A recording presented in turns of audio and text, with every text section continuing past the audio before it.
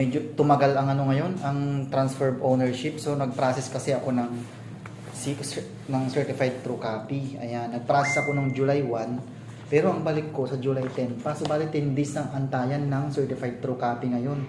Dati kasi na-experience ko, pag kumuha ka ng certified true copy, mabilis lang yan lalo kung doon ka kumuha mismo sa mother file mo.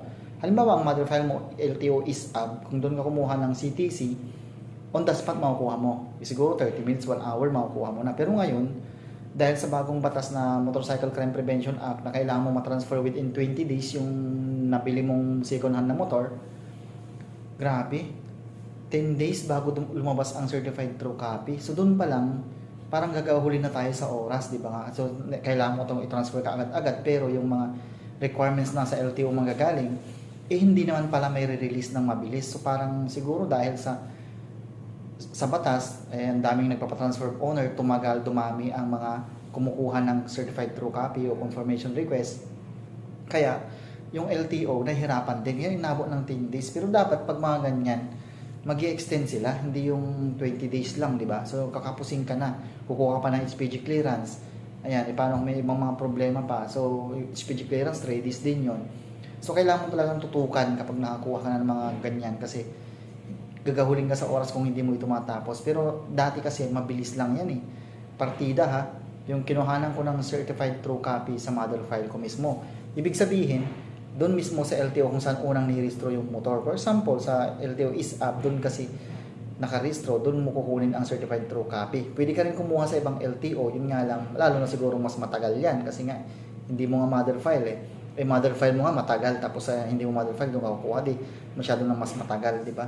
So doon ako kumuha kasi akala ko mas mabilis, yung pala matagal din, 10 days.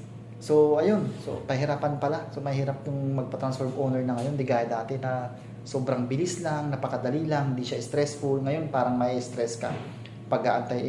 Buti kung darating yan ng July 10, sana hindi na madidelay kasi may mga issue din na 1 month na daw, wala pa yung kanilang mga CTC. So ang mahirap nun, lalagpas na tayo sa duration ng pagpapatransfer owner, which is 20 days nga, mapipenalty tayo nun.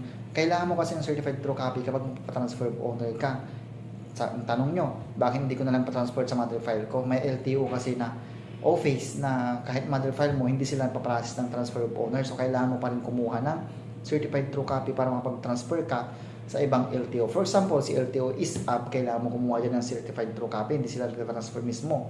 Si LTO Araneta, ayan, kailangan mo rin kumuha kasi hindi sila nagpa-process ng transfer of ownership. So, ganoon, medyo mabusisi ngayon yung pagpa-transfer of owner, ang dami ng mga requirements, tapos binibigyan ka ng deadline para matransfer mo within 20 days, tapos ganyan pala kakatagal.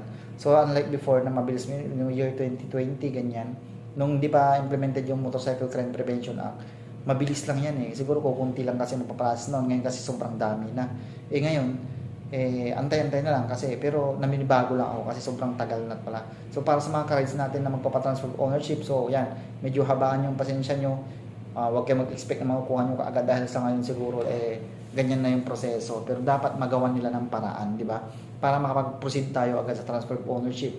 Mapipenalty ka ng 5K kapag di mo na transfer sa pangalan mo, di malaking bagay yun, di ba?